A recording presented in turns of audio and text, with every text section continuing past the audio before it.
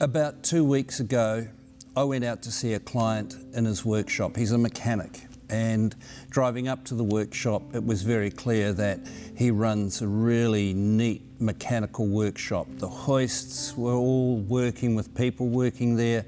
The office was amazing. The way they met clients, talked about cars, got the cars in, did the work, fabulous. And he's always booked out. The problem is he hadn't been making much money, which is really strange because a mechanic should make good money if he's really busy. It sometimes in a business comes down to who you are, what's your culture, and what sort of things you believe or what you're trying to do that can affect your business.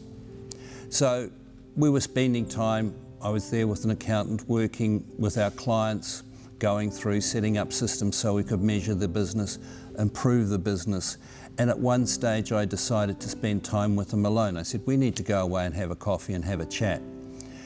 And we went away and sat down and I said, look, I want to tell you that there are some questions I'm going to ask you that might appear very personal, but they're very important for me to ask as your advisor to help you. And I said, the first thing I want to ask is, were your parents wealthy?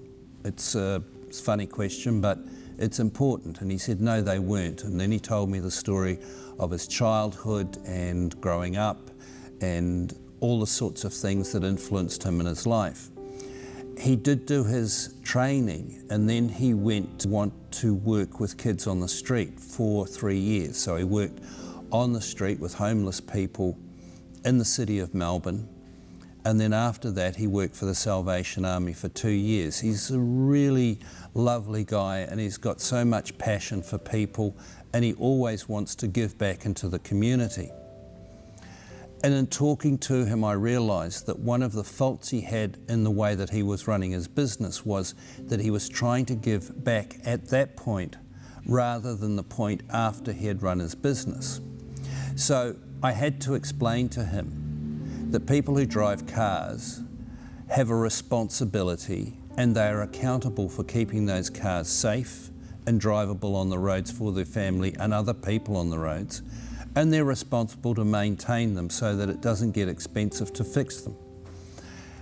What I had to do is get him to move from the fact that in business he is there to capture every dollar of profit he can make, so that to make sure that he bills for every hour, he bills for every part, and if somebody hasn't looked after their car and comes in with a sad story, it was their fault that the car's in a bad condition. He might make an arrangement to get paid off for the job, but the job has a cost and that should be billed at that cost. And then I pointed out what you should be doing is trying to make your business as profitable as possible. And if you earn enough money for your family and your needs and you want to be charitable with the profit, at that point, you are who you are and you give your money away or you do what you wish with it.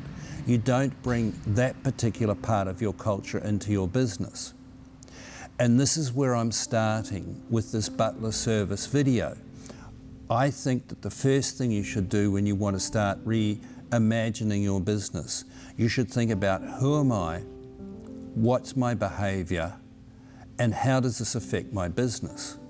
You know, I know people who run workshops and they allow their friends to drop in and they stop and they chat all the time, or they get lost on the phone, or they want to watch their social media all the time. Who you are affects how your business runs.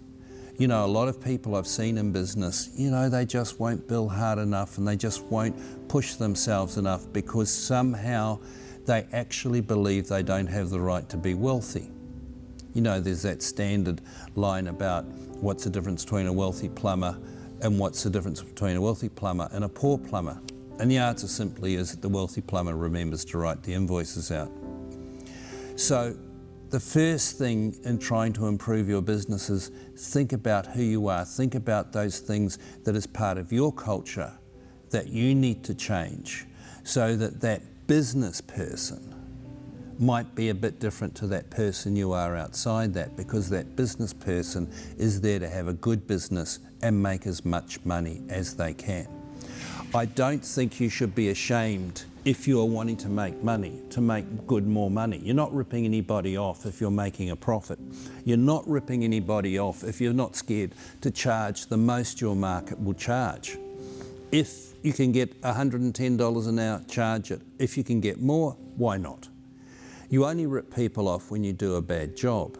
That's really important to remember. So think about who you are, how you behave, and is the change in your behaviour enough for your business to start making a far better profit? If you would like to work with Gavin and the team at Your Business Angels, contact us on 1300 982 559 or through our website www.yourbusinessangels.com.au.